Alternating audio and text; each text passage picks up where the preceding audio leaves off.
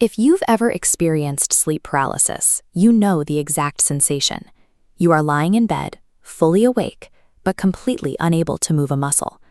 Escaping that nightmare requires forcing yourself to regain control of your body, muscle by muscle, finger by finger. That exact same sequence of supreme effort is what it takes to break out of mental inertia. You have to force the movement, starting slowly at first, until you gain complete control over your own will. Look at this diagram of cognitive gravity. The human mind has a natural default setting, a baseline called poverty consciousness. If your mind isn't actively occupied with a specific goal, this baseline will voluntarily seize it. It takes zero energy to fall into this state.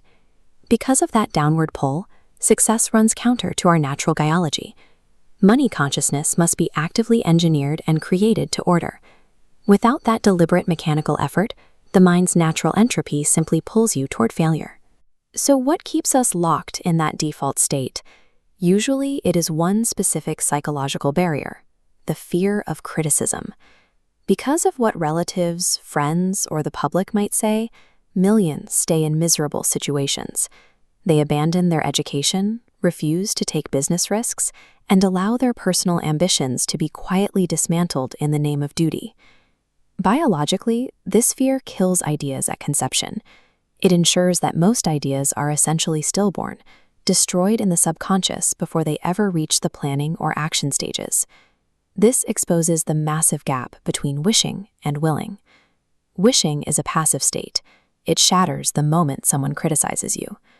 Escaping the mind's default setting requires an active, mechanical engine of action. That engine is persistence. It is not a genetic trait you're born with. It is a specific, learnable technology created by combining intense desire with raw willpower. Persistence is to human character exactly what carbon is to steel. It takes a soft base material and hardens it into an unbreakable structure. There is a thermal law to this. Weak desires yield weak results. A small fire produces only small heat. Because persistence is a state of mind based on definite causes, it can be manufactured by anyone willing to follow the formula. When you try to achieve anything of value, you will face intense opposition. It operates almost as if a hidden guide has the sole duty to subject you to discouraging experiences to see if you will quit. In the 20th century, the ultimate testing ground was Broadway. People called it the front porch of opportunity, but also the graveyard of dead hopes. Take writer Fannie Hurst. She spent 4 years pounding these exact pavements, collecting 36 consecutive rejection slips from publishers. She refused to yield. Eventually, the hidden guide yielded instead. The publishers surrendered, money flooded in, and she secured a record-breaking $100,000 payout for the rights to a single story. People often attribute success to favorable breaks or sheer luck, but look at the ultimate economic discouragement, the 1929 stock market crash. Comedian W.C. Fields was past the age of 60 when the crash wiped out his entire fortune and his entire industry. Instead of folding, he persistently offered to work without pay in the new field of movies until he forced a comeback. Singer Kate Smith sang endlessly, without a dime of pay, in front of any microphone she could find. She kept at it until the industry surrendered and allowed her to name an astronomical price for her talent. Relying on luck is a fool's errand. The only favorable breaks that materialize are the ones you manufacture through relentless mathematical persistence. Building this habit requires no massive intelligence or formal education. It only requires a specific 4-step protocol. This cycle requires 4 steps. First, forge a definite purpose.